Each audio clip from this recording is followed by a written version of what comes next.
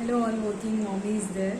Today, I want to share about stress and eating disorders. Okay, now it is very common in our day-to-day life that we women take a lot of stress. Okay, and what is this stress about?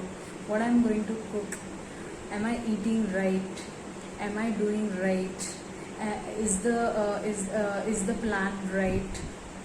Okay, so all these small things women are taking more and more stress.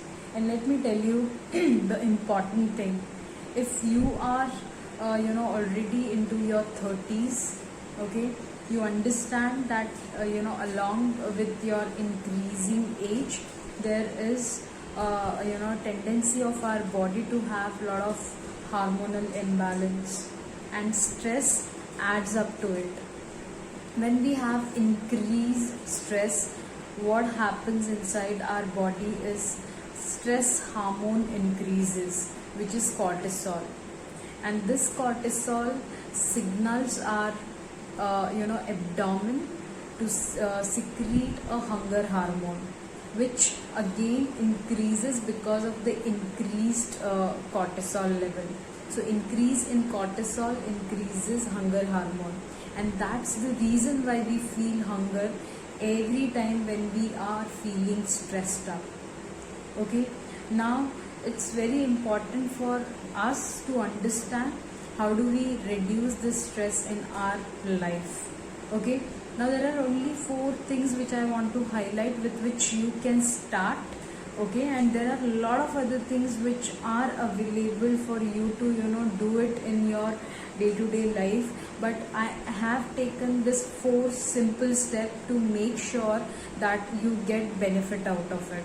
Okay, number 1 is have routines in your day-to-day life. If you have routines set for yourself, it becomes more easier for you because you don't have to decide what you will be doing at certain hour.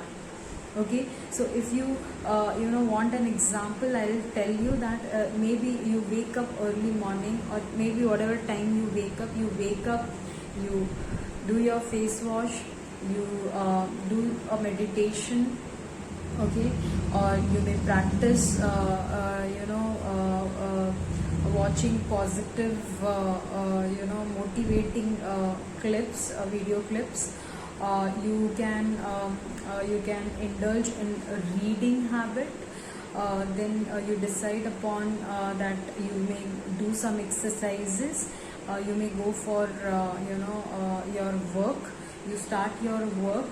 While traveling, what you can do, after reaching at office, what you can do, and what time you will be doing this one of the tasks, and after that what you will be doing. So this is a routine, okay, which you need to plan. And what happens is when you start building up routine in your day-to-day life, it becomes more and more easier. Okay, and now one tip I want to give it to all my friends who are healthcare professionals. Okay, I know when you are at work you cannot do anything else, right? So you have to follow that. You have to make sure that you focus only on the work and not anything else, so that you are not stressed up.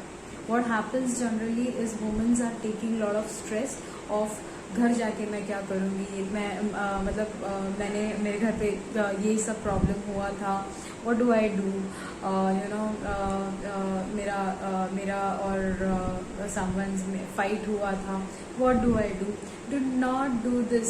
Once you are at your work place, just forget everything. Focus on only one thing at a time. Okay, multitasking will always give you more stress. Stay away from multitasking. Okay, the second thing is engage yourself into more positive self-talk.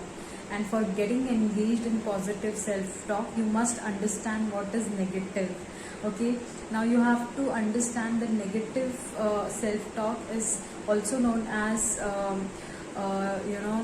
what I can say is failure language.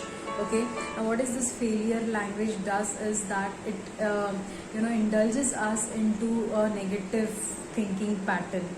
Okay, now what are those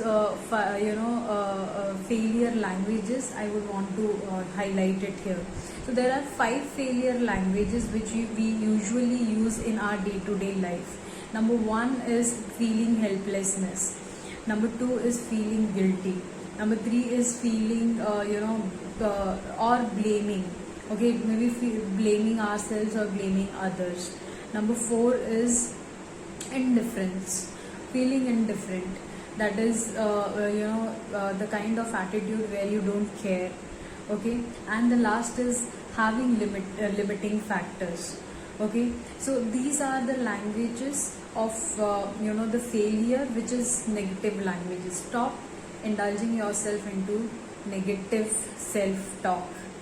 Okay, and I will explain you much in deeper in the depth of this, because this takes time. Okay, so this is the most important thing. You should understand that you have to practice positive self-talk. Number 3 is you have to increase your energy inside you by performing those things which you like. It may be your hobby, it may be things which gives you energy, or it may be something which makes you feel good. Okay, for example, you can play music.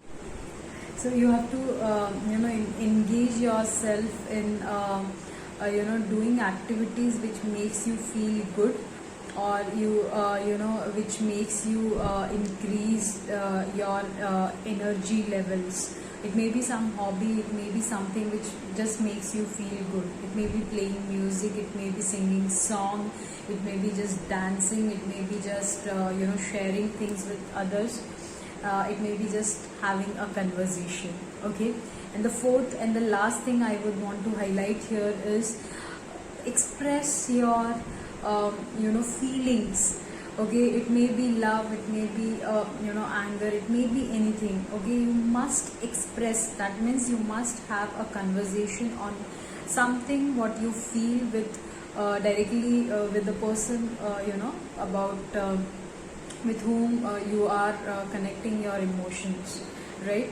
So these are the 4 solutions which I wanted to give. Is build routine, make sure that you practice positive self-talk, increase your energy levels by engaging into your hobbies or something which makes you feel good, and share your feelings. Okay, this is going to give you a huge result in lowering your stress levels. Okay, and ultimately it helps you to have a control or over overeating or eating disorders, and this helps in maintaining your weight.